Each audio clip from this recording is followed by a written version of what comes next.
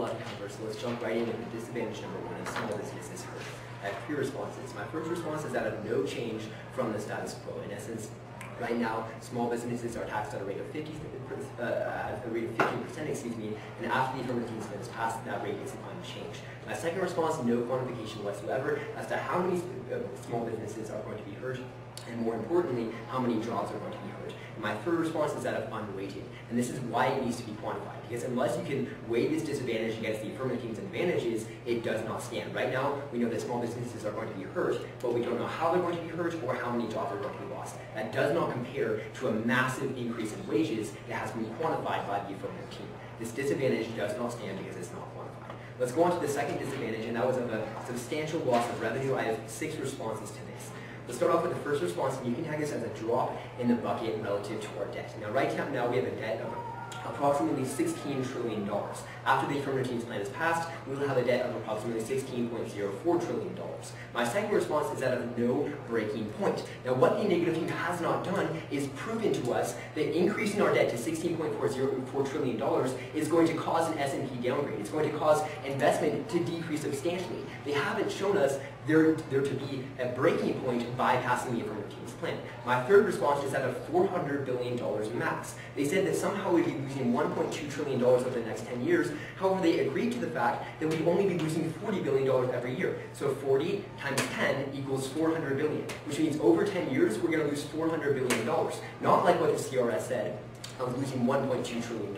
And they agreed to our own mathematics on this point, however they did not do the mathematics correctly. My fourth response is that of a spending problem that should not be solved through taxes. Let's look to a quotation from the Heritage Foundation in March of 2012, and it says, quote, "America does not have a tax revenue problem. We have a spending problem. Any budget that raises taxes in order to defer the necessary choices needed to rein in spending needs to be scraped." End quotation. In essence, we need to solve the deficit not by bringing in more revenue and raising taxes, but instead by cutting spending.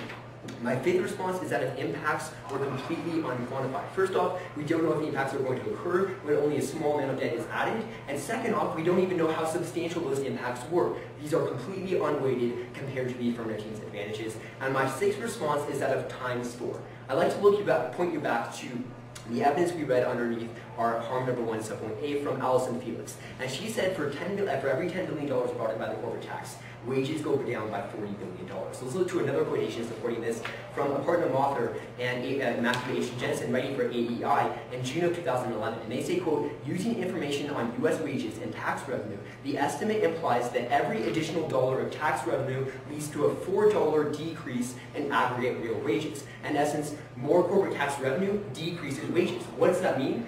Less corporate tax revenue increases wages. So let's say that we lose $1.2 trillion over the next 10 years. Great. What does that mean? We can multiply that number by 4, and that's the affirmative team's advantage. The advantages completely outweigh the disadvantages of the negative team. Let's go on to the significance point, which was dropped by the negative team. The fact is the effective rate is high, and there is reason for change. Let's go on to the solvency points now.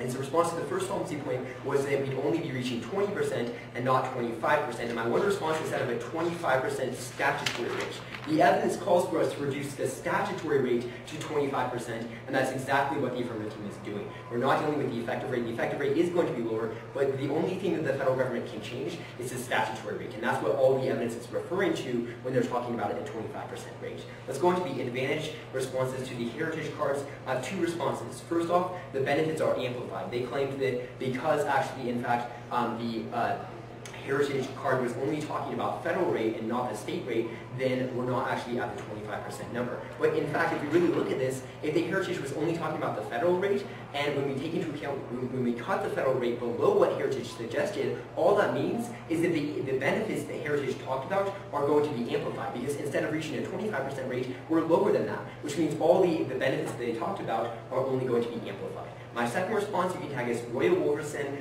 Lawrence J. Kotnikoff, Scott A. Hodge, Kevin Hassett, and Michael J. Boskins. All 6 of these sources support the exact same thing that the Heritage Foundation said. So even if you do disregard the Heritage evidence, the fact is they're not the only ones saying it. Let's go on to solvency point number 2. My first response, there was no evidence, and my second response, that of Allison Felix and Mother and Hassett. They all support the fact that wages are decreased when the corporate income tax brings in more money. I read 2 pieces of evidence talking about the relationship between wages and corporate tax collections.